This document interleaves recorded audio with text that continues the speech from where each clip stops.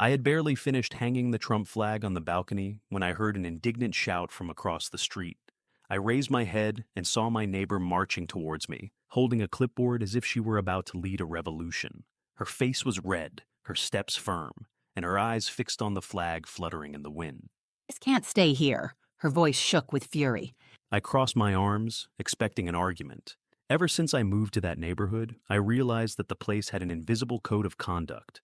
The houses were practically identical, the lawns were mowed to the millimeter, and the residents shared the same political ideology until I arrived. She pointed at the flag with such force that I thought she was going to shout it down. This is disrespectful.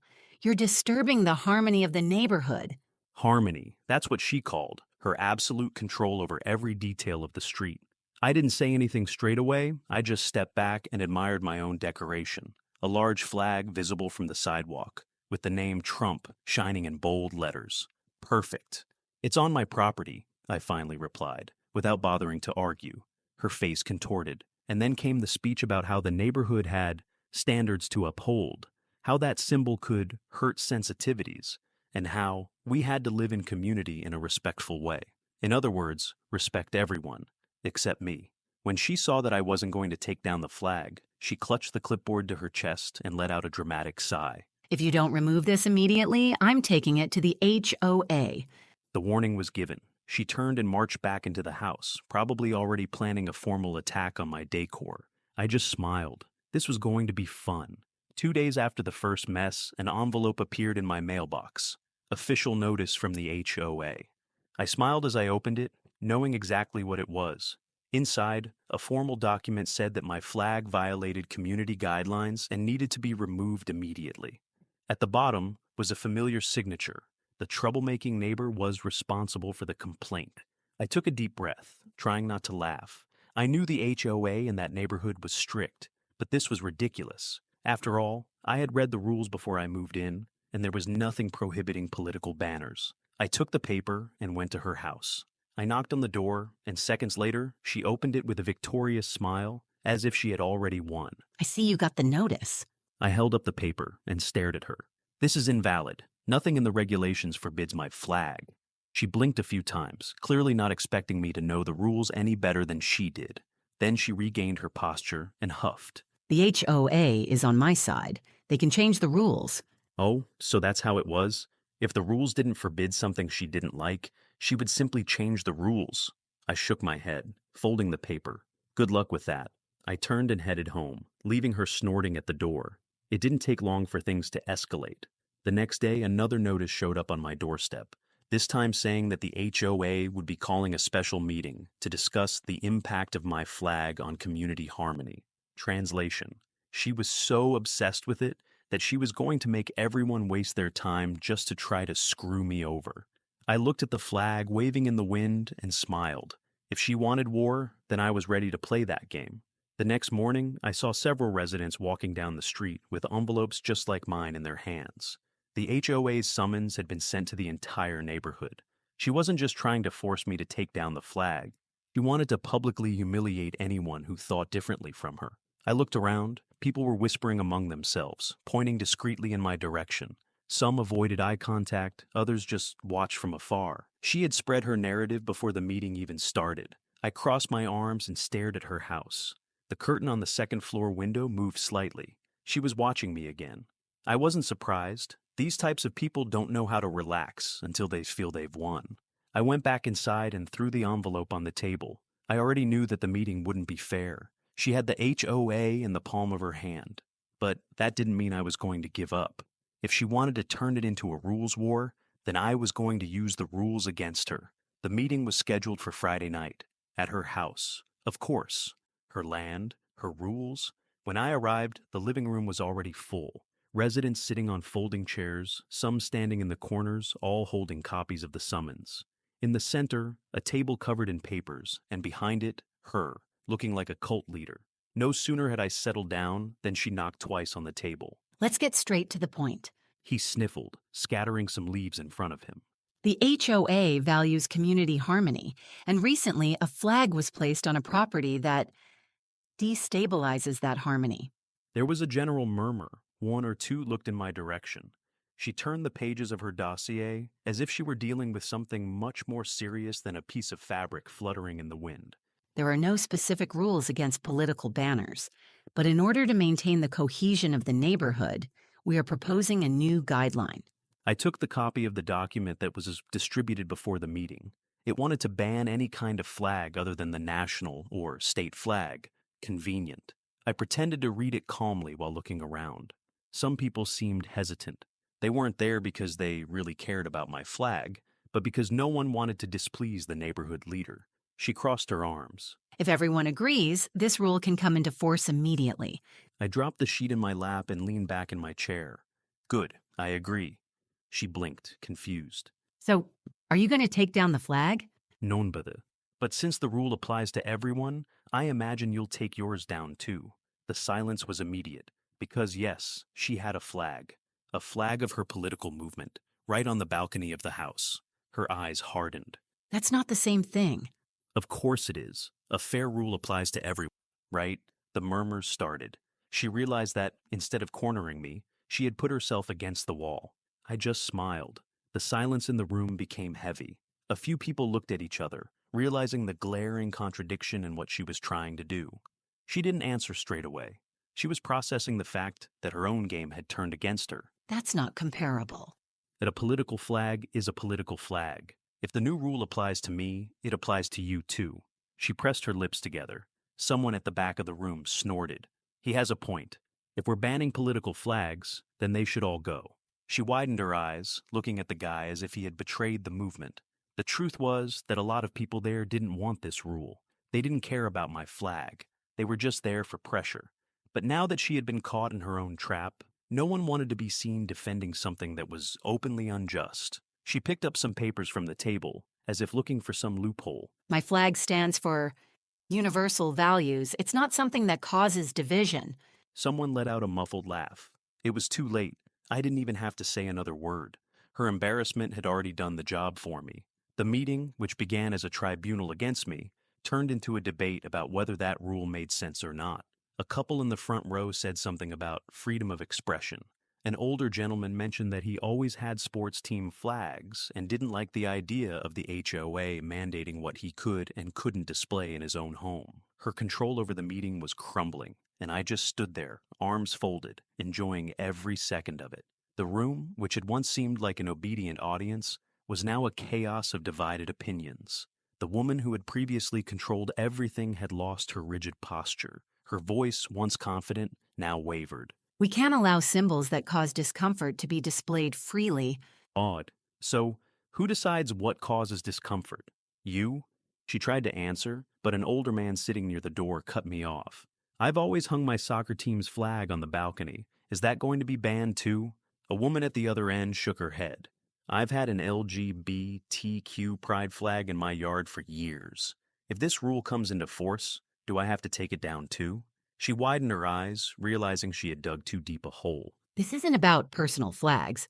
But my flag is personal. It's my opinion, in my house. More murmurs. She could no longer control the narrative. One of the HOA members, who had been silent until then, finally spoke up. This rule could set a complicated precedent. We could end up censoring all kinds of expression. She turned to him, indignant. You can't be on his side. I'm on the side of the rules, not personal squabbles. Silence. She realized she had lost. The HOA, which she had used as a tool of control, was now a weight against her. I leaned back in my chair and let a smile escape. She couldn't disguise the look of defeat. Her game was over. The room, which had once seemed like an obedient audience, was now a chaos of discordant voices. She tried to maintain control, but the debate had slipped out of her hands. This rule is necessary to keep the community in harmony. The only thing this rule would do is prohibit anyone from expressing their opinion. More murmurs of support arose. She realized she was cornered. The HOA member, who had been silent until then, decided to speak up.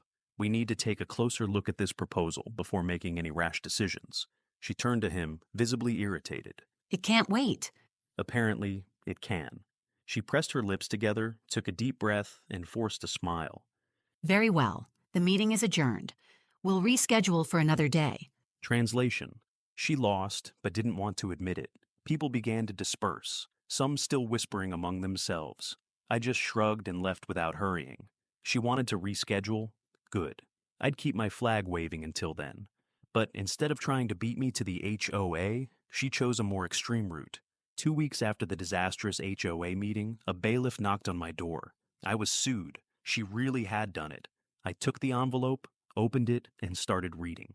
The lawsuit was a complete circus. She claimed that my banner created a hostile environment, that she felt threatened and unsafe, and that my display of extremism was affecting the peace of the neighborhood. It was so absurd that I had to read it twice to believe it. I sat on the sofa and laughed. She couldn't beat me in the HOA, and now she wanted to take matters to court. I called a lawyer, not because I thought she had a chance, but because I wanted to see how far she would go. On the day of the hearing, when I walked into the courtroom, she was already there, arms crossed, with the smile of someone who was sure of victory. She had brought witnesses. Yes, witnesses. 3 neighbors were there with her, clearly handpicked. They all looked uncomfortable, as if they had been forced to be there. The judge entered, and it only took a quick glance for me to realize that the game was already won. She was a lady in her 60s with a firm posture, her hair up in a bun, and a U.S. flag pinned to her lapel. When I saw that, I knew she wasn't going to fall for it. The neighbor started the show. She gave an emotional speech about how the flag was a symbol of oppression, how she felt attacked, how the neighborhood was suffering because of me. The presence of this flag makes me and other people feel threatened. It's a symbol of hatred. The judge listened without showing any emotion. When it was my turn, I simply handed over the official HOA rules, showing that there was no prohibition against my flag. The judge flipped through the papers, raised an eyebrow, and turned to her. "Did you read the rules before opening this case?" Her face turned red. This isn't about rules, it's about morality. The judge sighed, closing the documents and adjusting her glasses. "The court doesn't deal with morality, ma'am. It deals with the law." She banged her gavel. Cause won. I knew this would happen, but the best was yet to come. The judge not only dismissed the case, but ordered her to pay for my legal fees. The shock on her face was priceless. She had tried to screw me, and now she was going to pay for it. I left the courtroom without looking back, but I knew this story wasn't over yet. She wasn't the kind of person who accepted losing, and I was right. After the humiliation in court, I thought she'd keep quiet, but she didn't. On the contrary, she doubled her bet.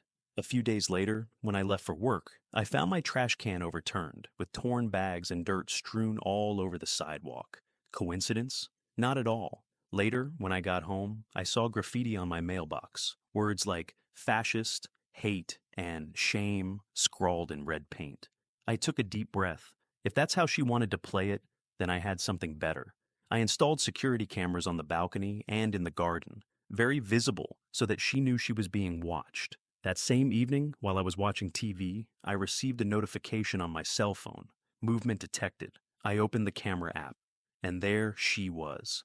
At 11 o'clock at night, crossing my sidewalk, looking at my flag. I stopped breathing for a moment. What was she doing? She approached slowly, looking sideways, as if to make sure no one was watching. Then she raised a pair of scissors. She was going to cut my flag. I got up from the sofa immediately and ran to the door. But before I could leave, she looked straight at the camera. She was paralyzed for a few seconds. The realization hit her. She dropped the scissors, turned, and ran back to the house. I stood on the balcony, looking out into the yard. She knew she was screwed. The next day, I took the recording straight to the police station. Now it was my turn to act. And this time, she had no escape. The next morning, I arrived at the police station with the video of the break-in saved on my cell phone and on a USB stick. I explained everything to the policeman at the counter. He watched the video without saying anything, just nodding. She tried to destroy your property," I confirmed with a nod. The policeman let out a sigh, took out a form, and started filling it in. "Do you want to press charges?" "Absolutely." This time, she wasn't going to get away with it. Hours later, a car pulled up in front of her house. 2 firm knocks on the door. She opened it with an air of superiority, but her smile disappeared when she saw the policeman. This is absurd. One of the officers handed her a summons. "We have a video of you trying to vandalize your neighbor's property." Her eyes went wide. Video. She looked over, and there were the security cameras, shining in the morning sun. The officers gave her 2 options. She could go to the police station and resolve the situation peacefully, or be handcuffed right there. The whole neighborhood watched. Some people were discreetly recording with their cell phones. This time, she had no control over the narrative. Huffing and puffing, she agreed to go without resistance. A few days later, she received an order and restriction. She could no longer approach my house, my yard, or even look in my direction without risk of further legal problems. But the best part? With so many people talking about the scandal, the HOA no longer wanted to be associated with her. She was forced out of office and, shortly afterwards, put her house up for sale. When the moving truck showed up, I went out onto the porch, holding a cup of coffee and smiling. She saw me. The Trump flag kept waving on my balcony. And the neighborhood, it was never the same again. Have you ever had or know a neighbor like that? That person who thinks they own the neighborhood, wants to control everything and won't accept losing it all. If so, comment below. I want to know the most absurd stories you've experienced with neighbors who are the bosses of the HOA. And it doesn't stop here. Click on the card above and keep watching the videos on the channel. There are lots of real, hilarious, and revolting stories waiting for you. Let's go.